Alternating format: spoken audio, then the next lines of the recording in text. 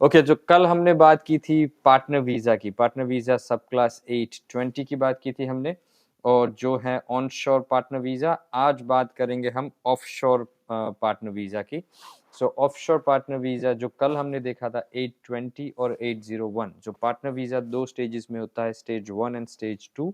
सो onshore partner visa का stage 1 होता है 820 और ऑफशोर वीजा का स्टेज 1 होता है 309, और उसका ऑनशोर वीजा का स्टेज 2 होता है 801 और ऑफशोर वीजा का स्टेज 2 होता है 100। सो बेसिकली प्रोसेस सेम है, लेकिन अगर आप ऑनशोर हो, अगर आप ऑस्ट्रेलिया के अंदर हो, इन दैट केस आपको 820 801 अप्लाई करना है, और अगर आप ऑफशोर हो, इन दैट केस आपको 309 एंड 100 करना है। तो सॉरी, इतने सारे नंबर्स याद नहीं रहते, तो माफ कीजिएगा अगर कुछ गलती हो जाए तो। Okay, so now what happens कि अगर आप जैसे पार्टनर वीजा 309 लॉन्च करने जा रहे हो, अगर आप ऑफशोर हो, और ऑफशोर से अगर आप पार्टनर का वीजा अप्लाई करोगे, इन दैट केस आप दो दो सिनारियो में कर सकते हो। एक तो आपने शायद मैरिज किए हैं, या फिर आप डिफैक्टो रिलेशनशिप में हो। तो अगर आपने मैरिज कर लिया है तो आपका मैरिज सर्टिफिकेट होगा, वो आपका एविडेंस बन जाएगा फॉर दिस वीजा एप्लीकेशन। मान लीजिए कि अगर आपने मैरिज नहीं किए हैं, you are just in a de facto relationship. De facto relationship मतलब क्या होता है ऑस्ट्रेलिया में, वो जो बॉयफ्रेंड गर्लफ्रेंड वाला रिलेशन होता है ना, इसको ये डिफैक्टो रिलेशनशिप बोलते हैं। तो ये एक रिलेशनशिप अगर आप बॉयफ्रेंड गर्लफ्रेंड हो 1 साल से, देन इन दैट केस आपका रिलेशनशिप ऑस्ट्रेलियन पीआर के लिए वैलिड है और आप अप्लाई कर सकते हो। ऐसा जरूरी नहीं है कि पार्टनर वीजा के लिए ही रिलेशनशिप वैलिड है। De facto relationship, student visa, TR visa, Covid visa, उन सब के लिए एलिजिबल है, कि जो डिफेक्टो रिलेशनशिप में जो दो लोग हैं उनके लिए हो सकता है। ऐसा जरूरी नहीं है कि डिफरेंट सेक्स होना चाहिए, कि लड़का और लड़की ही बॉयफ्रेंड गर्लफ्रेंड हो। सेम सेक्स मैरिजेस और same sex relationship are also acceptable in Australia. अगर आप मान लो कि गे या लेस्बियन रिलेशनशिप में हो, तो वो भी यहाँ पे एक्सेप्टेबल है।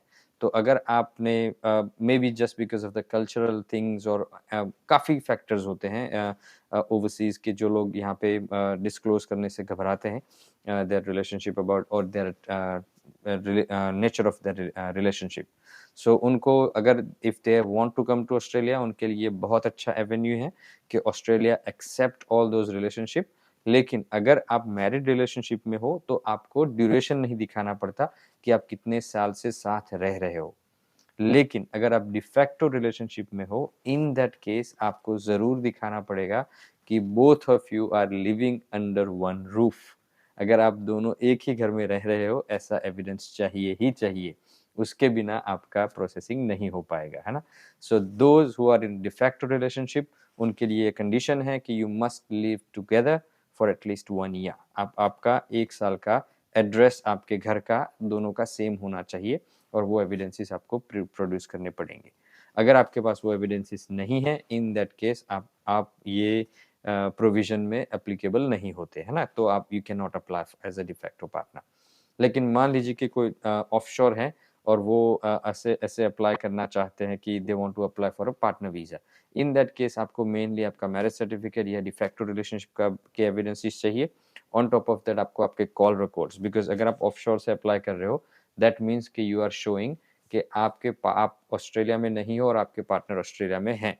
तो इन दैट केस आपको आपके जो भी कॉल रिकॉर्ड्स, जो भी आप अपना रिलेशनशिप कैसे मेंटेन करते हो, उसके एविडेंसेस, मान लो कि फ़ोन रिकॉर्ड्स हो गए, या फिर चैट मैसेजेस हो गए, ईमेल्स हो गए, गिफ्ट शेयरिंग हो गया, वो सारा आपको दिखाना पड़ता है। उसके साथ साथ आपका रिलेशनशिप स्टेटस में और आप दे सकते हो कि जॉइंट बैंक स्टेटमेंट, कोई प्रॉपर्टी आपने खरीदी है तो वो ले सकते हो। वो फाइनेंशियल एस्पेक्ट हो गया, वो हो गया सोशल एस्पेक्ट। दूसरा हो गया सोशल एस्पेक्ट में आप अपने रिलेटिव्स के स्टैट्यूटरी डिक्लेरेशन या एफिडेविट्स दे सकते हो, कि भाई पेरेंट्स के आ गए, ये फ्रेंड्स के आ गए, कि हाँ we know this guys are married and all that. तो वो आपके रिलेशनशिप वो उसमें भी जुड़ जाएंगे। लेकिन कोई भी पार्टनर वीजा आप अप्लाई करते हो, उसके लिए कंपलसरी डॉक्यूमेंट में 2 फॉर्म्स होते हैं। एक फॉर्म तो एक ही है, लेकिन 2 लोगों से आपको फिलअप करवाना पड़ता है, and that form is 888 form. 888 number है उसका, फॉर्म नंबर 888। तो फॉर्म नंबर 888 क्या होता है, this is from the other Australian permanent resident और अ सिटीजन। कि जो आपको लिख के देगा फॉर्म पे साइन करके, भाई मैं उनको जानता हूँ, ये लोगों ने शादी की है, they are in relationship right now and I am the witness of that. तो वो विटनेस का एक फॉर्म आएगा, वो फॉर्म फिलअप करना ज़रूरी है। उसके अलावा आपके मैरिज के फ़ोटोग्राफ्स हो, आपके यूजुअल कैजुअल फ़ोटोग्राफ्स हो, या फिर आपका एक स्टेटमेंट लिखना पड़ेगा कि हाउ यू गॉट मैरिड, आपने कैसे शादी की, कैसे किया, ये सारा कुछ आपका प्रोसेस हुआ, सब कुछ, everything you have to write in a statement. So statement लिख सकते हो, आपके ये सारे एविडेंसेस दे सकते हो, एफिडेविट्स दे सकते हो, 888 फॉर्म दे सकते हो। ऑन टॉप ऑफ दैट, उसके अलावा आपके जो भी एविडेंसेस है रिलेशनशिप के, anything you have, anything you can submit. आपके सोशल मीडिया अकाउंट्स हो गए, है ना, तो खास ध्यान रखना है कि अभी इमिग्रेशन को भी पता चल गया कि social media is quite popular these days.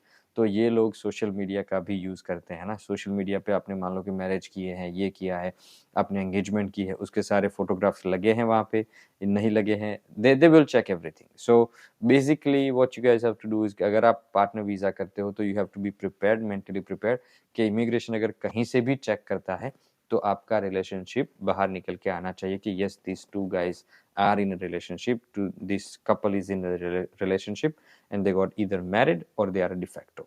Specially marriage में क्या होता है कि चलो मैरिज अगर आपने कर ली है तो मैरिज का सर्टिफिकेट होता है, सारे एविडेंसेस, फोटोग्राफ्स वगैरह होते हैं, लेकिन the difficult part is a de facto relationship. De facto में थोड़ा सा दिक्कत होता है प्रूव करने में, बिकॉज अगर आप साथ रह रहे हो तो देन इट्स ओके, लेकिन आप साथ नहीं रह रहे हो और and other problems are there as well, है ना, काफ़ी और प्रॉब्लम्स भी होते हैं। इन दैट केस अगर आपको कोई एफिडेविट नहीं लिख के दे रहा है, अगर आपको कोई 888 फॉर्म नहीं लिख के दे रहा है, in that case you are in trouble. तो फिर उस टाइम पे अगर आपको थोड़ा सा वर्कआउट करना पड़ेगा, थोड़ा सा पेशेंस रखना पड़ेगा, and then you can launch the visa.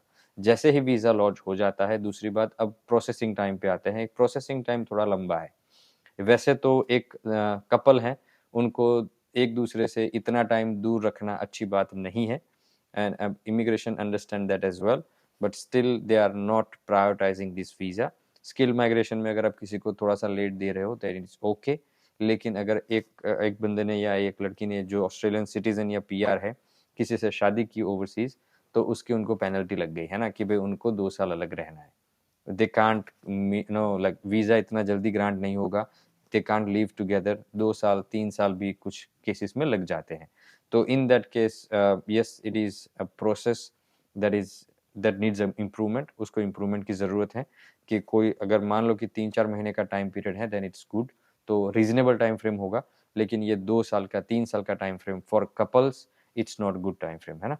तो फैमिलीज के लिए अगर मान लो कि कोई बच्चा है उनका, और बच्चा और मदर दोनों इंडिया से या कहीं और से अप्लाई कर रहे हैं ओवरसीज से, इन दैट केस उनको 2 साल लग जाएंगे ऑस्ट्रेलिया आने में, है ना। विजिटर वीज़ा पे आ सकते हैं, लेकिन उसमें भी वो नो फर्दर स्टे कंडीशन लगा देते हैं, तो they can not apply for further visa in Australia.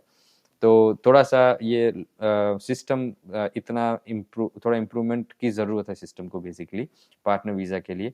We are trying our best, we are writing the emails to the department, and जैसे ही कुछ अपडेट आएगा we will update you on that. So thank you very much for watching, everybody.